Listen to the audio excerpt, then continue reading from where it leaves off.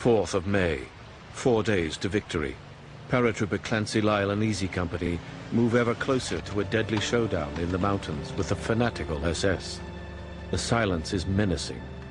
They could be driving into a trap. Their nerves are on edge. Yeah, sure, it's scared. I don't care how big and bold and bad you think you are, you know, you still got, if you're not like this, you're crazy. You had no business being there, you know. But yeah, we all had the same idea that Jesus so close into the war. I hope I get through this, you know. I expected to fire a lot of guerrilla pockets, you know, hit and run ambushes, don't you know, stuff like that. It's pure guerrilla warfare. You come out behind trees or tower trees all over the place. You don't know where they are. Meanwhile, in the north, just after 5 p.m., a delegation of top German officials visit Field Marshal Montgomery. The day before, he refused their offer to surrender only to the west. Today, they sign an unconditional surrender of all forces facing him in northern Germany. The surrender is signed at 6:30 p.m. and comes into effect the following day, the 5th of May, at 8 a.m. This was really the sort of pinnacle of his career, in a way. I mean, here was he, having started as a very junior officer in 1908, when he was commissioned from Sandhurst, receiving the surrender of 2 million of the nation's enemies. So it was a very moving occasion for him. News of the capitulation hasn't reached the front lines. Commando Cliff Morris and his comrades are preparing to capture the Baltic port of Kiel. In a couple of days, he'll be out of a job. He writes in his diary. Today we have passed through Lübeck and have finally arrived at Neustadt, where we are staying in large marine barracks which were used for living quarters by camp staff. This time it has been a walkover and a joy trip for us. White flags were hanging everywhere and Jerry troops were surrendering in their thousands.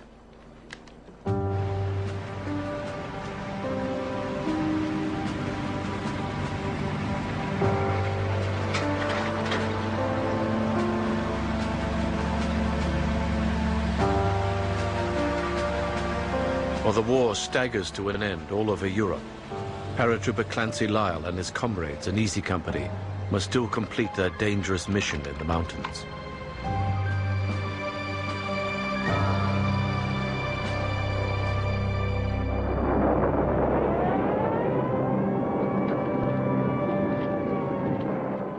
"5th of May, 3 days to victory. In the ruins of the German capital, there's hardly any food left. Its inhabitants have been reduced to eating whatever they can find. People are forced to sell whatever they have left in order to buy what little is still available.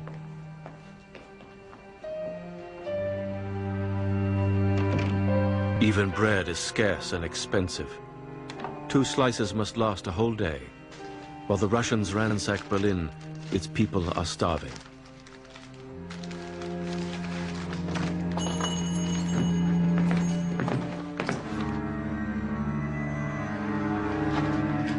Entschuldigen Sie. Bitte.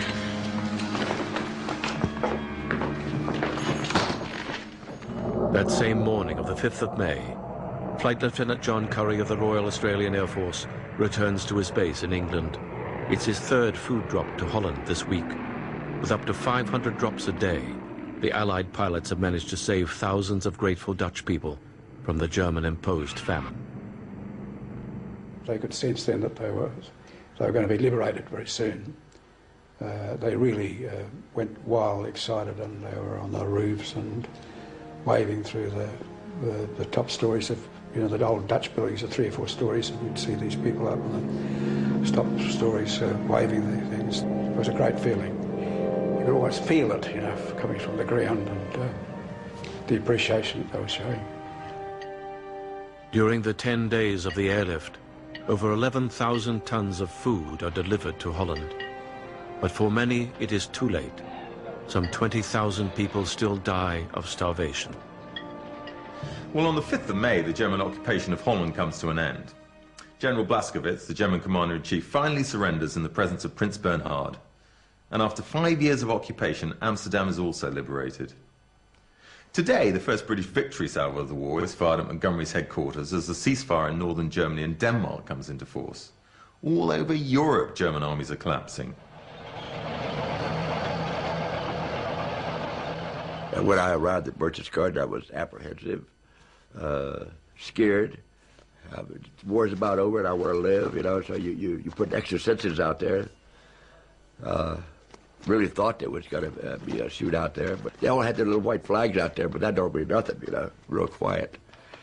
But, you know, when it's real quiet, you worry more, there's a lot of noise.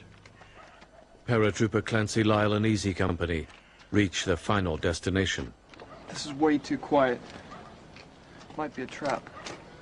They have endured 11 months of relentless combat since D-Day. This is their last mission. They must get through it alive. Against all expectations, they take Hitler's mountain retreat without firing a shot. With no last stand in the Alps, is this at last the final gasp of the dying Nazi regime?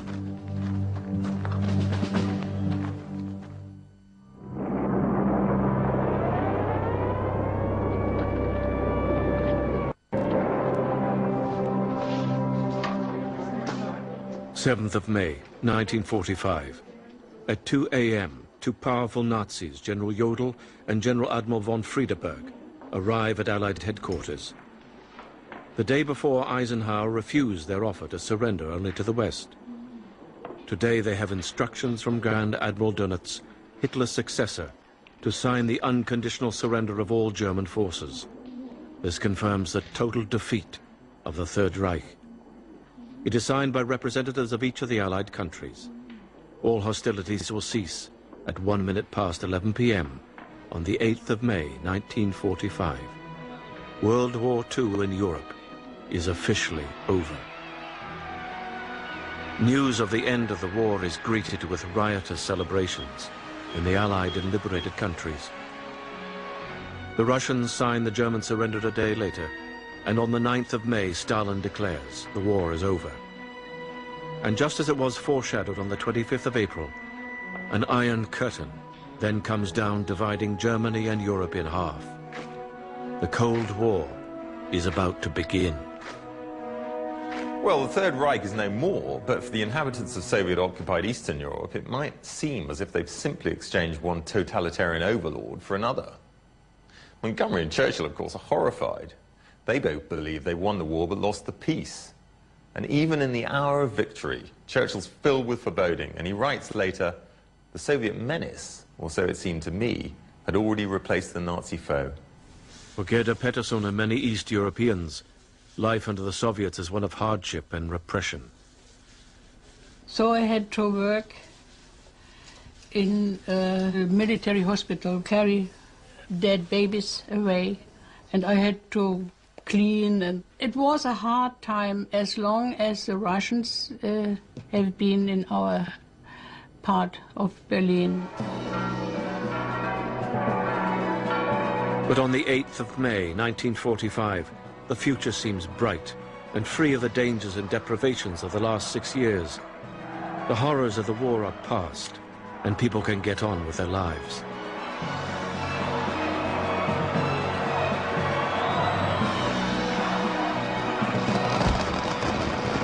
General Eisenhower goes on to become the 34th President of the United States.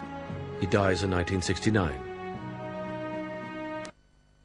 Montgomery is given the title First Viscount Montgomery of Alamein. He's then appointed Deputy Commander of NATO. He dies in 1976.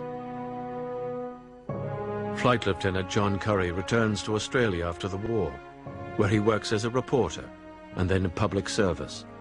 He lives in Perth, Western Australia. It was a sort of very mixed feelings when it ended, because we'd been training for 3 or 4 years, and the match was called off. You know, it was sort of it was a bit of a shock. You were out of a job. Commando Cliff Morris returns to England in 1945 and enjoys a successful career as a boxer, as well as working in the baking industry. He lives in West Sussex, in the south of England. After the war, Italian partisan Urbano Lazzaro moves to Brazil, Many years later, he's now back in Italy and lives in Piemonte. American paratrooper Clancy Lyle goes on to fight in Korea and Vietnam. He lives in Maryland in the USA. I stayed in the service, so the only thing saved me was the Korean War. It brought me back to reality again, you know. But we had a lot of people that just couldn't make it. German Army telephonist Rokas Misch is tortured and interrogated in Moscow before serving as a witness at the Nuremberg trials. He is then sent to Siberia for 9 years. He now lives in Berlin. Russian gunner Vasily Ustugov stays on in Berlin as part of the Soviet occupying force until 1946. He retires from the Red Army a lieutenant general in 1985. He lives in Moscow. Farley Mowat goes on to become Canada's most widely read author. He publishes an autobiographical account of the war in 1992. He lives in Port Hope, Canada. The war is an act of absolute lunacy. Not just partial lunacy, but absolute lunacy. And it may be the most distinguishing feature of the human species as an animal, that we are subject to this terrible, terrible kind of lunacy, from which the ultimate conclusion that I drew, and I have retained it, is that it is probably the symptom or symbol or diagnostic indication of the way we are going to end.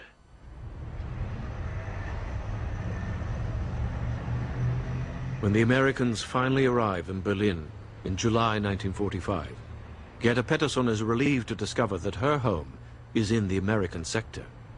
But she falls in love with and marries a doctor from East Berlin and lives there through the long, hard years of the Cold War until Germany's reunification. She and her husband still live in Berlin.